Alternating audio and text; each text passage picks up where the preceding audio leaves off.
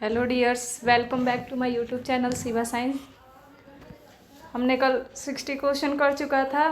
First video में हम लोग का 30 क्वेश्चन हुआ था ऑब्जेक्टिव का। सेकंड वीडियो में हमने 60 क्वेश्चन किए थे। आज भी हम लोग कुछ और क्वेश्चन और वे बचे हुए क्वेश्चन, आज आपका ये इस फर्स्ट चैप्टर का लास्ट होगा। तो टोटल आपके लगभग 150 तो हो ही जाने हैं ऑब्जेक्टिव। तो आप लोग सारे ऑब्जेक्टिव को रोज़ की तरह आज भी नोट करेंगे। चलिए हम लोग स्टार्ट करते हैं अपना ऑब्जेक्टिव। हम लोग का कल 60 हो चुका था, 61 नंबर से हम लोग देखने वाले थे। 61 नंबर क्वेश्चन में आपका पूछा गया है, स्तनियों में भेड़, गाय, चूहा आदि किस दौरान प्रजनन दर्शाते हैं। क्वेश्चन आपका पूछा गया है कि स्तनियों में यानी स्तन वाले जानवर जैसे भेड़, गाय, चूहा में भेड़, गाय, चूहा आदि किस दौरान प्रजनन दर्शाते हैं। यानी पूछा गया कि कौन सी अवस्था में, मद अवस्था, निर्मद अवस्था, आर्तो अवस्था, उपरती अवस्था। जैसे हम लोग में अलग अलग अवस्थाएं होती हैं, उन लोग में भी। तो हमने मद चक्र पढ़ा है, आप लोग को इसी से अंदाज़ा लगाने रहे कि हम लोग का आंसर क्या हो जाएगा, मद अवस्था। हम लोग का आंसर क्या होगा, मद अवस्था, यानी ऑप्शन 1। अगला क्वेश्चन है आपका, किशोर अवस्था का अंत किसकी शुरुआत का प्रतीक है। किशोर अवस्था का अंत पूछा गया है। किशोर अवस्था कहा जाता है शुरुआत की अवस्था जिसमें हम लोग के नाभि अंडाशय परिपक्व होते हैं और ना ही वृषण, यानी हमारे शरीर में उस टाइम अंडाणु और शुक्राणु का निर्माण नहीं हुआ रहता है। तो पूछा जा रहा है कि वो अवस्था का अंत, यानी कहने का मतलब कि हमारा प्रजनन अवस्था शुरुआत होने वाला है। तो किशोर अवस्था का अंत किसकी शुरुआत करेगा, किसकी शुरुआत का प्रतीक है, प्रजनन अवस्था का। अगला क्वेश्चन है आपका, मध चक्र किसका संकेत है। प्रजनन काल, एस्ट्रोजन स्त्रवण, गर्भधारण, रजनोवृत्ति। तो हमारा मध चक्र जो है वो प्रजनन काल का संकेत है। नेक्स्ट क्वेश्चन है आपका, मध चक्र किसका लक्षण है। मानव मादाओं का मध चक्र पूछा गया है कि किसका लक्षण है। मानव मादा जी नहीं, हम लोग में मानव में ऋतुस्राव चक्र होता है। स्तनी मादाओं का, अन्य प्राइमेट्स की अपेक्षा स्तनी मादाओं का या स्तनियों का, तो आपका अन्य प्राइमेट्स की अपेक्षा क्या हो जाएगा, स्तनी मादाओं का लक्षण है। अगला क्वेश्चन है, आर्तो चक्र किसमें होता है। आर्तो चक्र पूछा गया है कि किसमें पाया जाता है। आर्तो चक्र तो हमने मनुष्य, एप्स, बंदर जो पढ़ा है उसमें आर्तो चक्र होता है। आपका आंसर हो जाएगा बंदरों में। नेक्स्ट क्वेश्चन है आपका, निषेचन पूर्वक की घटना। ये टॉपिक वाइज हमने कल भी देखा था, जैसे हम लोग का परिचय, अलैंगिक जनन, फिर लैंगिक जनन, ऐसे जितने भी आप टॉपिक स्टार्ट कर रहे हैं उस टॉपिक के अनुसार हम लोग ऑब्जेक्टिव क्लियर कर रहे थे। तो आगे जो हमारा टॉपिक है वो निषेचन में पूर्वक की घटना है, उस टॉपिक से क्वेश्चन होगा। तो देखते हैं कि उस टॉपिक से क्या क्वेश्चन है। समयुग्मक आइसोगैमेट्स बनते हैं कुछ। समयुग्मक किस में बनते हैं, क्वेश्चन पूछा गया है कि समयुग्मक का निर्माण किस में होता है। तो आपके ये बुक का क्वेश्चन है, शैवाल में समयुग्मक का निर्माण होता है। अगला क्वेश्चन है आपका, वह प्रक्रिया जो युग्मकों के निर्माण को संदर्भित करती है कहलाती है। युग्मक के निर्माण की प्रक्रिया को क्या कहते हैं, यही पूछा गया है। तो युग्मक जनन एक ऐसी प्रक्रिया है जिसमें युग्मक का निर्माण होता है।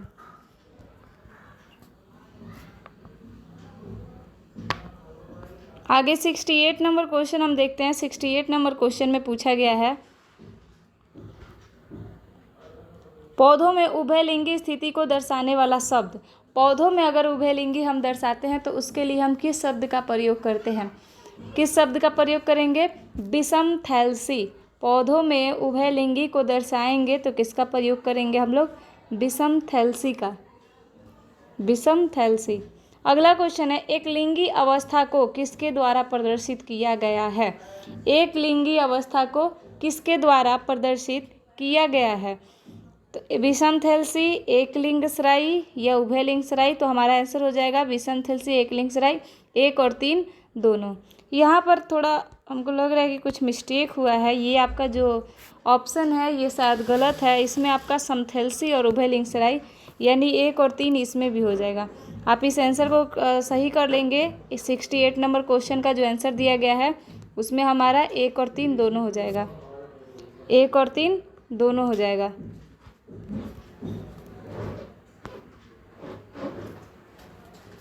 और नेक्स्ट क्वेश्चन है हमारा, उभयलिंग सराई पुष्पी पादपों में होते हैं। उभयलिंग सराई कौन से पुष्पी पादपों में होते हैं, क्वेश्चन किया गया है। 70 नंबर क्वेश्चन है आपका, पूछा गया है कि केवल नर में हो सकता है, मादा में हो सकता है, नर और मादा दोनों में हो सकते हैं, एक लिंग या द्विलिंगी पुष्प। तो उभयलिंग सराई नर और मादा दोनों होगा, तभी तो हम लोग उभयलिंगी कहेंगे। तो हमारा ऑप्शन क्या हो जाएगा? तीसरा। अगला क्वेश्चन है, एक लिंगसराई पौधों में होता है या तो नर या तो मादा। ऑप्शन नंबर 1 पूछा गया, या तो नर या मादा, नर व मादा पुष्प दोनों, ना तो नर। हमारा आंसर जो है वो पहला ही हो जाएगा, ऑप्शन 1। एक लिंगसराई कहने का मतलब है कि या तो उसमें नर होंगे या तो उसमें मादा होंगे। आइए हम अपना नेक्स्ट क्वेश्चन देखते हैं। उम्मीद करते हैं कि आप लोग का ये सारा क्वेश्चन क्लियर होते जाता होगा। हमारा टॉपिक से है, सबसे अच्छा बात तो यही है कि टॉपिक वाइज क्वेश्चन है हमारा, कोई प्रॉब्लम होना नहीं चाहिए किसी को। पुंकेसरी पुष्पों द्वारा निर्मित युग्मकों के प्रकार का नाम बताएं। युग्मक के प्रकार का नाम पूछा गया है, किसके द्वारा? पुंकेसरी पुष्पों, जो पुंकेसर उत्पन्न करते हैं उन पुष्पों के द्वारा निर्मित युग्मकों के प्रकार का नाम बताना है। तो सूक्ष्म बीजाणु, गुरु बीजाणु, मादा युग्मक, ये तीनों ऑप्शन जो देख रहे हैं 1, 2, 4, ये तीनों आपके होते हैं पुंकेसरी नहीं, वर्तिकाग्र वाले में हमारा नर युग्मक जो है वो पुंकेसर उत्पन्न करेगा। नेक्स्ट क्वेश्चन है, अंडाणु किसके द्वारा उत्पन्न होते हैं? अंडाणु किसके द्वारा उत्पन्न होते हैं? तो स्त्री केसर पुष्प द्वारा अंडाणु उत्पन्न होते हैं, ये तो सबको पता होगा। आगे आपका नेक्स्ट क्वेश्चन है, अगुणित पैतृक पादप से किसके द्वारा अगुणित युग्मक बनते हैं? अगुणित पैतृक पादप, अगुणित पैतृक पादप, अगुणित मतलब बहुत सारे जनसंख्या में पैतृक पादप से किसके द्वारा अगुणित युग्मक बनते हैं? तो हमारा जो है कौन सा विभाजन होगा जिससे आपका अगुणित है, अगुणित पैतृक भी है और अगुणित संतति भी बनेगी? तो हमारा समसूत्री विभाजन जो है, जैसा पहले पैतृक होते हैं, जैसे जनक होते हैं, वैसी संतति बनती है समसूत्री विभाजन के द्वारा। नेक्स्ट क्वेश्चन है आपका, द्विगुणित जीव किसके द्वारा अगुणित युग्मक बनाते हैं? कौन सी विभाजन है जिसके द्वारा द्विगुणित जीव जो है वो अगुणित बनाएंगे? तो एक है आपका अर्धसूत्री विभाजन, न्यूनकारी विभाजन, समसूत्री विभाजन। हमारा जो आंसर है वो हो जाएगा अर्धसूत्री विभाजन और न्यूनकारी विभाजन। ऑप्शन आपका 1 और 2 दोनों हो जाएगा। द्विगुणित जीव जो है वो अर्धसूत्री और न्यूनकारी विभाजन करके ही अगुणित युग्मक का निर्माण करते हैं। नेक्स्ट क्वेश्चन है आपका, अधिकतम गुणसूत्र संख्या वाले पादप कौन से हैं? यानी अधिकतम गुणसूत्र किस में पाया जाता है, ये क्वेश्चन पूछा गया है। तो इसमें आपका आवर्तबीजी, अनावर्तबीजी, टेरिडोफाइट, शैवाल में इन चारों में से आपका टेरिडोफाइट है जिसमें अधिकतम गुणसूत्र वाले पादप बनते हैं। आगे नेक्स्ट क्वेश्चन देखते हैं, पुष्पी पादपों में होने वाली विशिष्ट घटना को जो परागकणों के स्थानांतरण को सुगम बनाती है। पुष्पी पादपों में एक ऐसी घटना होगी जो परागकण को उठा करके यानी स्थानांतरण को सुगम बनाती है। ऐसी कौन सी विधि है आपका? तो परागण एक ऐसी विधि है जिसमें परागकण जो है वो स्थानांतरित होते हैं। नेक्स्ट क्वेश्चन आपका, बीजीय पादपों में नर युग्मकों को किसके द्वारा ले जाया जाता है? बीजीय पादप यानी जो पौधे बीज बनाते हैं उसमें नर युग्मक को किसके द्वारा ले जाया जाता है? तो उसमें हमारे परागनली होती है, उस परागनली में दोनों नर युग्मक को उठा लिया जाता है और उसको वर्तिकाग्र तक पहुंचा दिया जाता है। तो ना इसमें आपका जल होगा, ना हवा, ना कीट। बीजीय पादपों में परागनली की मदद से नर युग्मक पहुंचते हैं। आगे डायग्राम दिया हुआ है आपका 79 नंबर क्वेश्चन में, और यहाँ पर आपको कुछ डायग्राम मिलेंगे। इस डायग्राम में आपको पहचानने हैं। निम्न चित्रों को पहचाने और युग्मकों के प्रकारों का क्रमशः ABC पहचाने। ABC क्रम वाइज आपका आंसर लिखा हुआ है, आप लोग को पहचानने हैं कि इसमें से कौन विषम युग्मक है, कौन सम युग्मक है और कौन सम युग्मकी है। इसमें कौन सा क्रम आपको लग रहा है, जल्दी बताएं। हमारा जो A दिख रहा है वो A एक ही जैसा है, यानी A हमारा जो सम युग्मक है। दूसरा B जो दिख रहा है आपको, दोनों डायग्राम अलग अलग दिख रहा है, यानी ये भी हमारा विषम युग्मक है। C में भी वही सिचुएशन है, तो ये भी हमारा विषम युग्मक। अब हम देखते हैं कि A में सम, B में विषम और C में विषम कौन से ऑप्शन में है। तो हमारा जो ऑप्शन 4 है वो दिख रहा है कि सम युग्मक, विषम युग्मक, विषम युग्मक, यानी ऑप्शन आपका हो जाएगा 4। तो इस एक चीज़ ध्यान दें, यहाँ पर ये जो क्वेश्चन आप देख रहे हैं नीट में अधिकतर ऐसे ही क्वेश्चन डायग्राम देकर पूछा जाता है, तो यहीं से आप लोग प्रैक्टिस ले ले, अच्छा रहेगा। नेक्स्ट क्वेश्चन है, यदि एक कवकीय थैलस में नर और मादा दोनों प्रजनन संरचना पाई जाती है तो वह कहलाता है। यानी एक थैला है और उसमें नर और मादा दोनों संरचनाएं हैं, उस संरचना को हम लोग क्या नाम दे सकते हैं? उस संरचना को हम लोग क्या नाम दे सकते हैं? विषम थैलिक, समथैलिक, उभयलिंगसराई, एकलिंगसराई। इस थैलस को हम लोग क्या नाम दे सकते हैं, जल्दी बताएं। हम लोग इसे समथैलिक नाम दे सकते हैं। समथैलिक, देखिए यहाँ समयुग्मक कहने का अर्थ दूसरा है, समथैलिक का मतलब होता है उभयलिंगी, जिसमें नर और मादा दोनों होते हैं, तो हम इसे समथैलिक कह सकते हैं। नेक्स्ट है आपका, निम्न चित्र के संदर्भ में कॉकरोच में संरचना एक्स को पहचाने। ये कॉकरोच का डायग्राम है, ये आपका 11th का क्वेश्चन है, कभी कभी मिक्स करके पूछ देता है। तो कॉकरोच में निचला हिस्सा दिखाया गया और निचला हिस्सा में जो साइड का एक्स करके दिखाया गया है, पूछा गया है कि इस एक्स में, इस एक्स का नाम बताएं, इस एक्स का नाम क्या है। तो ये जो आपको साइड में दोनों तरफ दिख रहे हैं, इसे हम अंडाशय कहते हैं। तो ये आपका एक्स वाला डायग्राम जो है वो अंडाशय है। आगे नेक्स्ट क्वेश्चन हम देखते हैं, 82 नंबर क्वेश्चन।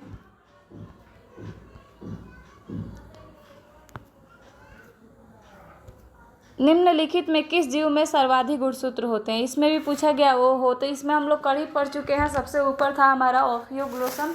तो इसमें आपका जो आंसर है वो क्या हो जाएगा, ऑफियोग्लोसम हो जाएगा, जिसमें सर्वाधिक गुणसूत्र पाए जाते हैं। वैसे भी हमने शायद उस दिन भी, परसों वाले वीडियो में भी इस क्वेश्चन को सॉल्व किया था। अब नेक्स्ट क्वेश्चन है आपका, यदि एक तितली इसकी मियोसाइट 2n में 380 गुणसूत्र रखती है तो इसके युग्मकों में गुणसूत्र की संख्या क्या होगी। आपको कुछ करना नहीं है, उसका आधा कर देना है आपको, यानी आंसर हमारा हो जाएगा 380 का आधा करेंगे तो 190। तितली का दिया हुआ है मियोसाइट और उसमें हम लोग को युग्मक बताना है, तो युग्मक आपका टोटल हो जाएगा 190। ऐसा क्वेश्चन आप लोग के दिमाग को घुमाने के लिए पूछा जाता है, तो इस क्वेश्चन को थोड़ा दिमाग से सॉल्व करें। आगे आपका, पुष्पी पादपों में नर और मादा दोनों युग्मक अचल होते हैं। कहा जा रहा है कि फूल वाला पादप देखा जाए तो ना उसमें नर युग्मक चल सकता है ना मादा युग्मक।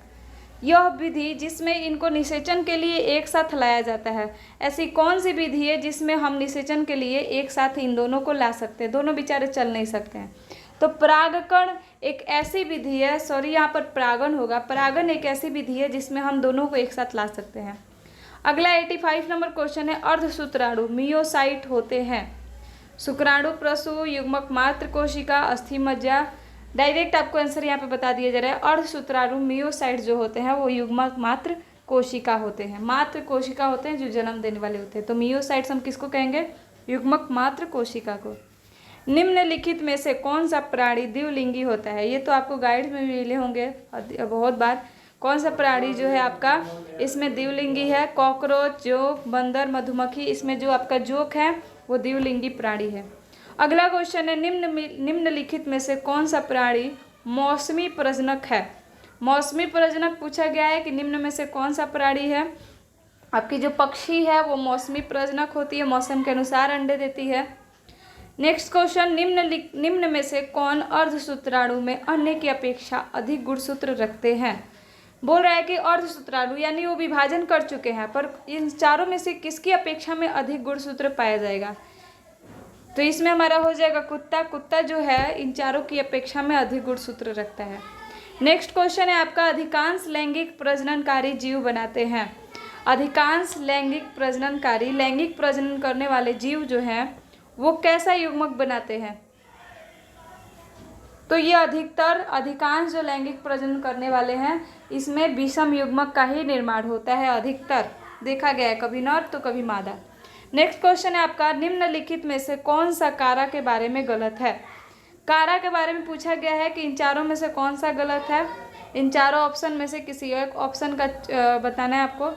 तीसरा हमारा जो ऑप्शन है, ऊपरी पूंधानी और निचली अंडधानी। कारा के बारे में, कारा आप लोग नेट पर सर्च मार ले कि कारा क्या है, उसको देखेंगे तो ज़्यादा क्लियर हो जाएगा। उसमें जो है उसमें गलत पूछा गया है, तो ये जो आपका ऑप्शन 3 में लिखा हुआ है ऊपरी पूंधानी और निचली अंडधानी, ये गलत बताया गया, ये उसमें ऐसे नहीं होता है। नेक्स्ट क्वेश्चन है आपका, निम्नलिखित में कौन सा पादप उभयलिंग सराई है। द्विलिंगी पादप पूछा गया है कि कौन सा पादप जो है वो उभयलिंग सराई है। इसमें कौन सा पादप उभयलिंग सराई है, बताया इसका आंसर। पाइंस जो आपको दिख रहा है, पपीता, मार्केंसिया, साइक्स, ये तीनों आपके एक लिंग सराई है। पाइंस जो है आपका, इसमें ये पाइंस जो है वो द्विलिंगी है, उभयलिंग सराई है। नेक्स्ट क्वेश्चन, निम्नलिखित में से कौन सा प्राणी द्विलिंगी है। प्राणी पूछा गया, अभी हमने इसको सॉल्व किया, आपका ऑप्शन दिया भी हुआ है सेम, जोक। निम्नलिखित सभी निषेचन पूर्व घटनाएं हैं सिवाय इन चारों में से कोई एक ऐसी घटना है जो निषेचन के बाद या पहले मतलब बाद होगी। इसमें से निषेचन पूर्व घटना है किसके सिवाय पूछा गया है कि कौन सा ऐसा है काम हो रहा है इसमें जो निषेचन के पहले होता है। तो हमारा जो भ्रूणीय जनन जो है, भ्रूणीय जनन वो निषेचन पूर्व घटना है। कैसे बता दे रहे हैं आपको, शुक्राणु जनन, अंड जनन, युग्मक स्थानांतर। देखिए शुक्राणु बनना निषेचन निम्नलिखित में सभी निषेचन पूर्व घटना है जी। हाँ, शुक्राणु जो बनता है वो आपके निषेचन के पहले ही बनता है, अंड जो बनता है वो भी निषेचन के पहले बनता है, ये दोनों स्थानांतरित होंगे वो भी निषेचन के पहले ही होगा। इसमें बस एक ही क्रिया है जो निषेचन के बाद होती है, भ्रूणीय जनन। नेक्स्ट क्वेश्चन है हमारा उभयलिंगी प्राणी है, फिर से वही सेम चीज़, ऑप्शन भी दिया हुआ है, क्या हो जाएगा आपका जोक। आगे हम देखते हैं 95 नंबर क्वेश्चन से।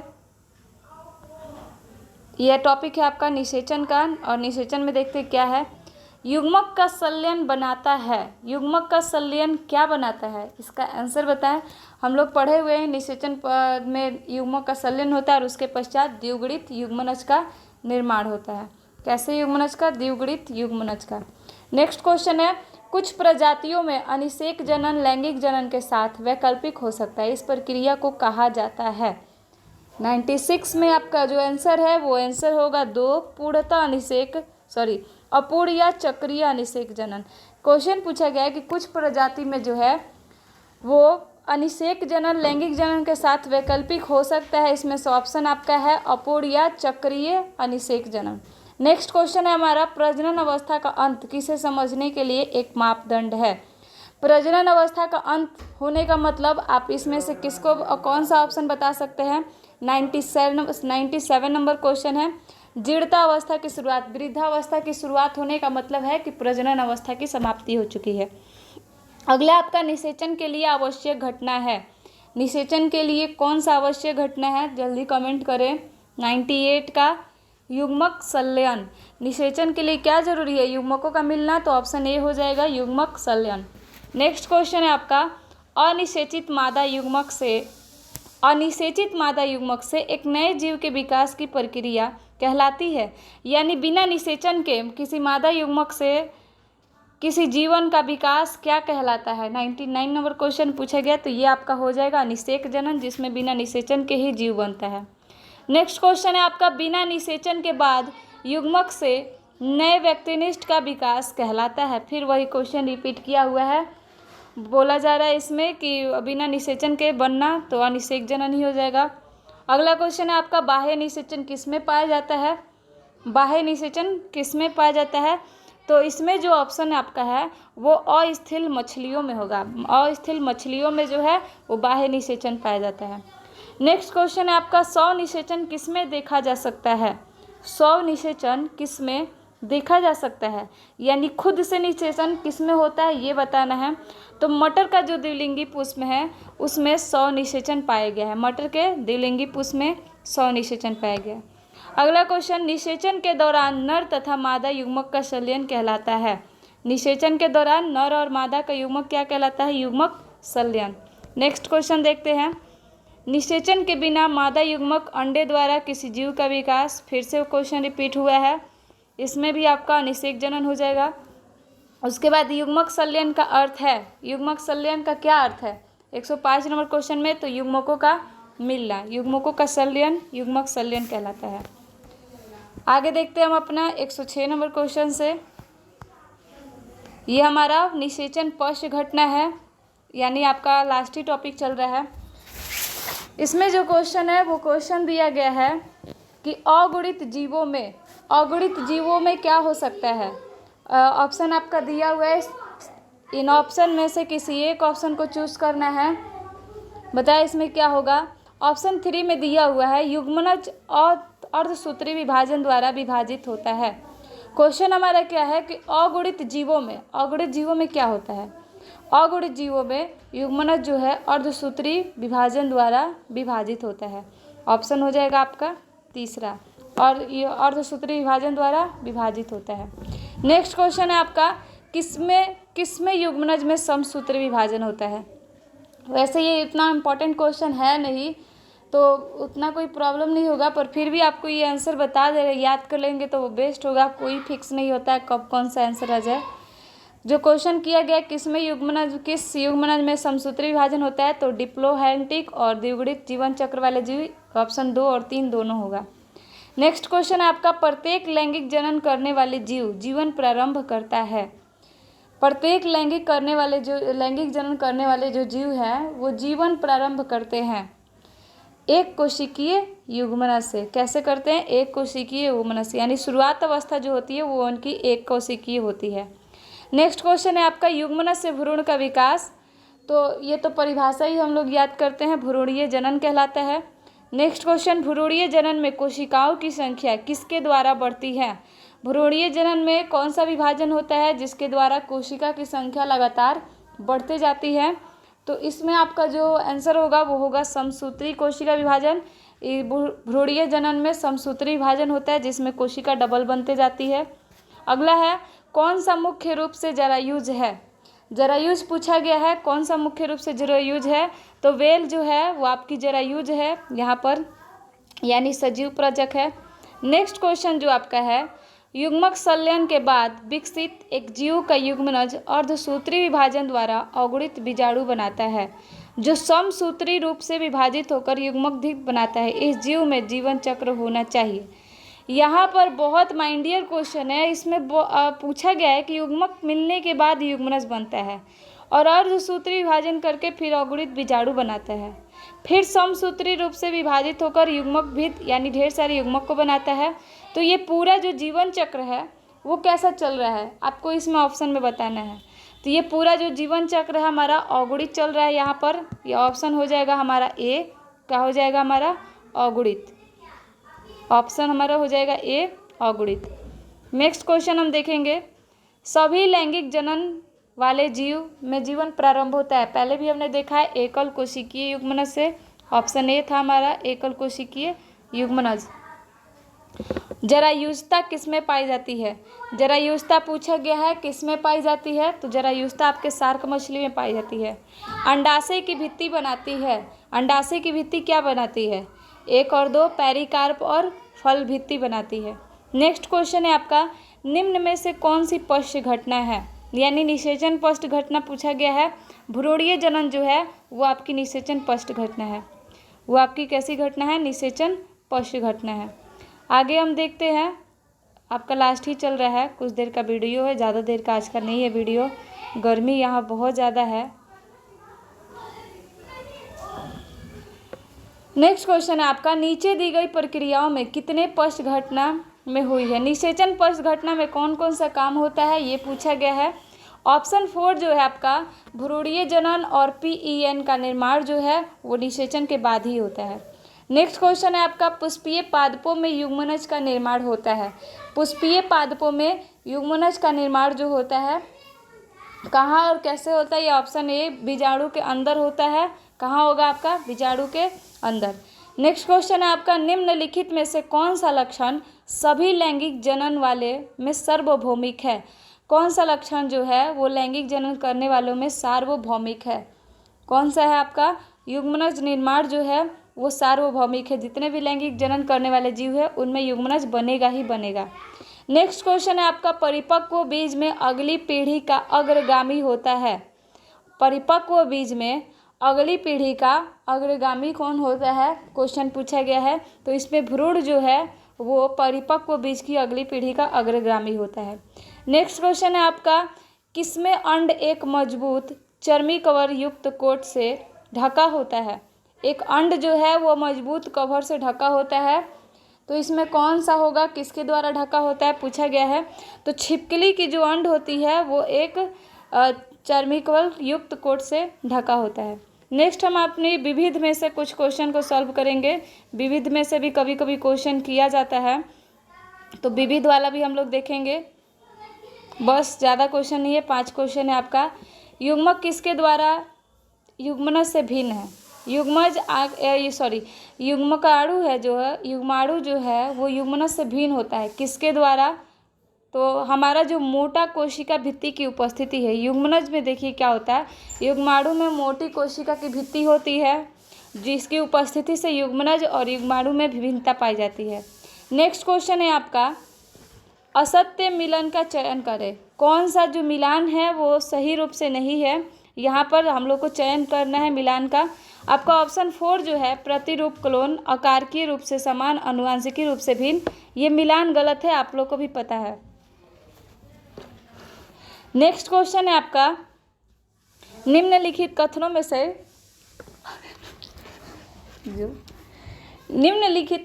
से कौन सा गलत है। तो इसमें हम लोग ऑप्शन अपना देखेंगे कि कौन सा ऑप्शन जो है हमारा गलत है। तो ऑप्शन नंबर जो 3 है, जीवों का जीवन काल इनके आकार से संबंध होता है। जीवों का जीवन काल इनके आकार से संबंध होता है, ये थोड़ा सा आपका ऑप्शन जो है वो गलत है। ऑप्शन तीसरा नहीं होगा, यहाँ ये चीज़ गलत है। नेक्स्ट क्वेश्चन है आपका, आवर्तबीजी पादपों में निम्न संरचनाओं की गुणिता। आवर्तबीजी पादपों में निम्न संरचनाओं की गुणित युग्मनज, भ्रूणपोष, अंडाणु। इसमें आपकी कोशिका पूछी गई, अगुणित है, द्विगुणित है, किस रूप में है, एक सही क्रम में हम लोग को बताना है। तो देखिए युग्मनज जो होता है वो द्विगुणित होता है, यानी आपका 2n होगा। भ्रूणपोष जो होते हैं वो त्रिसंलयन करते हैं, यानी 3 केंद्र, उसमें 3 केंद्रिका होती है, 3n हो जाएगा। और अंडाणु आपके अगुणित होते हैं, तो ऑप्शन हमारा तीसरा हो जाएगा। अगला क्वेश्चन है आपका, निम्नलिखित में से कौन सा सर्वलिंगी पादप है। सर्वलिंगी पादप कौन सा है हम लोग को बताने हैं। तो हमारा जो लीची है वो सर्वलिंगी पादप है। लीची क्या है हमारा, सर्वलिंगी पादप। तो आइए आपको कुछ नीट में भी आए हुए क्वेश्चन को मिलाते हैं, जो नीट में भी बहुत बार पूछे गए हैं क्वेश्चन इस चैप्टर से। तो नीट वाला क्वेश्चन को भी थोड़ा देख लेते हैं एक नज़र, ताकि हम लोग अगर कभी प्रीवियस ईयर में आप लोग नीट की तैयारी भी करते हैं तो प्रीवियस ईयर आपको देखना नहीं पड़ेगा अगर आप लोग इस चीज़ को देख लेंगे। तो एक बार KVPY में पूछा गया क्वेश्चन है कि निम्नलिखित में से कौन सा अलैंगिक जनन का प्रकार नहीं है। यहाँ पर क्वेश्चन जो पूछा गया अलैंगिक जनन का प्रकार नहीं है, कौन सा है। तो ये आपका ऑप्शन डी जो दिख रहा है ये हमारा अलैंगिक जनन का प्रकार नहीं है। क्या हो जाएगा हमारा, ऑप्शन डी, यहाँ पर हो जाएगा हमारा ऑप्शन डी। नेक्स्ट क्वेश्चन है आपका, निम्नलिखित में कौन सा क्रम वर्गीकीय पदानुक्रम को सही प्रदर्शित करता है। वैसे तो देखा जाए तो 11th का क्वेश्चन है, पर फिर भी पूछा गया है ये 12th सिलेबस से ही। तो हमारा गण, वंश, कुल, जाति जो है ये आपका सही प्रदर्शित करता है। अब आते हैं हम अपनी नीट क्वेश्चन की ओर। प्रीवियस ईयर का है, 2011 में पूछा गया है, निम्न में से कौन सा युग्म गलत सुमेलित है जबकि शेष 3 सही है। 3 ऐसे मिलान जो है वो सही है, पर उसमें एक मिलान जो है वो आपका गलत है। तो आपको जो दिख रहा है वाटर हाइसिंथ, ऊपरी भूस्तरी, ये आपका गलत है, ये क्रम हमारा नहीं होगा। नेक्स्ट क्वेश्चन है, निम्नलिखित में से किसको सही मिलाया गया है। यानी इन चारों में से किसी एक को सही मिलाया गया है, उसको आपको बताना है कि कौन सा ऑप्शन जो है वो सही मिलान है। तो आप जो ऑप्शन पहला ही देख रहे हैं, प्याज और बल्ब, ये आपका सही मिलान किया गया है। नेक्स्ट है हमारा, सामान्यतः लैंगिक जनन का उत्पाद क्या बनाता है। लैंगिक जनन करके जो उत्पाद बनता है वो क्या बनता है, नए आनुवंशिक संयोजन विभिन्नता की ओर अग्रसर होते हैं। यहाँ पर देखिए हम लोगों ने याद किया है कि लैंगिक जनन में फिर मनुष्य की बात की जाए तो शिशु, और पादप में बात की जाए तो बीज का। पर यहाँ पर कुछ अलग क्वेश्चन पूछा गया है। यहाँ पर पूछा गया है कि अलैंगिक जनन का जो परिणाम है आपको क्या मिलता है। तो यहाँ पर हमारा ऑप्शन हो जाएगा ए, नए आनुवंशिक संयोजन जो विभिन्नता की ओर, यानी विभिन्नताएं जो उत्पन्न होती है वो लैंगिक जनन के द्वारा होती है। नेक्स्ट क्वेश्चन है आपका, अर्धसूत्री विभाजन कहाँ होता है। 4 नंबर क्वेश्चन में पूछा गया है कि अर्धसूत्री विभाजन कहाँ होता है। अर्धसूत्री विभाजन किसमें होता है, यहाँ पर ये नीट का क्वेश्चन है, पूछा गया है। तो अर्धसूत्री कोशिकाओं में ही अर्धसूत्री विभाजन होता है। नेक्स्ट क्वेश्चन है आपका, किसमें युग्मक संलयन जीव के शरीर के बाहर संपन्न होता है। यानी युग्मक मिलता तो है पर वो जीव के शरीर के बाहर मिलता है। तो कौन सा ऑप्शन हो जाएगा, आपका ऑप्शन 2 हो जाएगा, शैवाल। इस शैवाल में जो है युग्मक संलयन जो है वो जीव के शरीर के बाहर होता है। आगे हम देखते हैं अपने 6 क्वेश्चन को। 6 नंबर क्वेश्चन में क्या लिखा हुआ है। तो यहाँ पर जो क्वेश्चन लिखा हुआ है आपका, निम्नलिखित में से कौन सा कथन जो है इसमें सही नहीं है, आप लोग को देखने हैं। तो आप लोग कोशिश करेंगे कि सारे ऑप्शन को पढ़ ले, पर जो ऑप्शन सही नहीं हो मैं बता दे रही हूँ। आलू, केला और अदरक में पादप रूपांतरित तने में उपस्थित पर्वों से उत्पन्न होते हैं। ऑप्शन तीसरा जो है इसमें, ये ऑप्शन आपका सही नहीं है। इस चीज़ को, ये कथन आपका सही नहीं है, इस चीज़ को बता दे रहे हैं। पर आप लोग चारों ऑप्शन को पढ़ लेंगे, समझने का कोशिश करेंगे, ज़्यादा अच्छा रहेगा। आगे हम देखते हैं नेक्स्ट क्वेश्चन जो है हम अब उसको देखते हैं। निम्नलिखित में से कौन सा विभिन्नता लाने वाले नए आनुवंशिक संयोजन को उत्पन्न करता है? 7 नंबर क्वेश्चन में आपका आंसर 3 हो जाएगा। लैंगिक जनन जो है वो विभिन्नता को उत्पन्न करता है, सबको पता है। 8वां नंबर क्वेश्चन है आपका कि कॉलम 1 और कॉलम 2 से सुमेलित कीजिए, नीचे दिए गए कुट का प्रयोग, सही विकल्पों को चुनिए। इसमें ऑप्शन आपको खुद मिलान करने और मिलान करके ऑप्शन बताने कि कौन से होंगे। तो आपका जो है आपस में जुड़े स्त्री केसर को हम युक्तांडपी कहते हैं। उसके बाद युग्मकों का बनना, युग्मक जनन, उच्चतर एस्कोमाइसिटिस, तो ये आपका हो जाता है सी में आपका हो जाएगा 4 द्विकेंद्रिक, और एक लिंग मादा पुष्प, ये आपका हो जाएगा स्त्री केसर। यानी ऑप्शन आपका हो जाएगा 4। तो हमारा ऑप्शन क्या हो जाएगा 4, ये आपका सही आंसर है। नेक्स्ट क्वेश्चन है हमारे, निम्नलिखित में से किस में उसके जीवन काल में केवल एक ही बार पुष्पन होता है? तो बांस स्पीसीज जो है, बांस की जाति जो है अपने पूरे जीवन काल में एक बार पुष्प उत्पन्न करती है। नेक्स्ट क्वेश्चन है हमारा, भूस्तारिका किसके द्वारा उत्पादित होती है? भूस्तारिका जो है वो किसके द्वारा उत्पादित होती है? तो समसूत्री विभाजन के द्वारा उत्पादित होती है। नेक्स्ट क्वेश्चन है, कुछ पादपों में मादा युग्मक बिना निषेचन भ्रूण में विकसित हुए अनिषेक जनन, हमने बहुत पीछे भी देखा है क्वेश्चन इसको। 12 नंबर क्वेश्चन देखते हैं, निम्नलिखित में से कौन सा पादप उभयलिंगी है? तो इसमें आपका जो ऑप्शन 1 है कारा, ये कारा जो पादप है ये उभयलिंगी पादप है, तो इसका आंसर हो जाएगा कारा। तो ये आपका था कुछ नीट के प्रीवियस ईयर क्वेश्चन। तो हमने टोटल बहुत क्वेश्चन कर चुके हैं, ये टोटल आपके 126 और इधर आपके 12 क्वेश्चन थे। तो अब 126 में आप लोग जोड़ लेंगे, 138 क्वेश्चन इधर हो जाएगा और 30 क्वेश्चन आपके फर्स्ट वीडियो में। तो ये आज हमारा पार्ट 3 था, तीसरा वीडियो था, और तीसरे वीडियो में टोटल मिला करके हमारे बहुत क्वेश्चन हो चुके हैं, लगभग आपके 168 यानी 150 से ऊपर क्वेश्चन हो चुके हैं। अब आप लोग क्या करेंगे कि आप लोग सब्जेक्टिव के साथ जितने भी ऑब्जेक्टिव करवाए गए हैं उसकी फुल तैयारी करें। अब आप लोग का इस चैप्टर का टेस्ट होगा, टेस्ट होने में देखा जाएगा कि कितना किसका रिजल्ट आया हुआ है। बाकी आपको सारे ऑब्जेक्टिव तो पढ़ा दिए गए हैं, कहीं पर प्रॉब्लम होना नहीं चाहिए। जिसको जो डाउट होगा वो कमेंट कर देंगे, और कमेंट नहीं कर पाएंगे तो बायो वाले जितने भी हैं वो ग्रुप में मैसेज कर देंगे, और क्वेश्चन को क्रॉप करके आप लोग भेज सकते हैं कि इस क्वेश्चन में डाउट है। बाकी आप लोग अपना पढ़ाई रेगुलर करते रहिए, और वीडियो को ज़्यादा से ज़्यादा सब्सक्राइब करवाइए, लाइक शेयर करवाइए, ताकि फुल सपोर्ट मिले तो हम भी आपके लिए आगे नेक्स्ट टाइम तक, आने वाले टाइम तक वीडियो बनाते रहें। बाकी के लिए थैंक यू। अब मिलते हैं नेक्स्ट वीडियो में।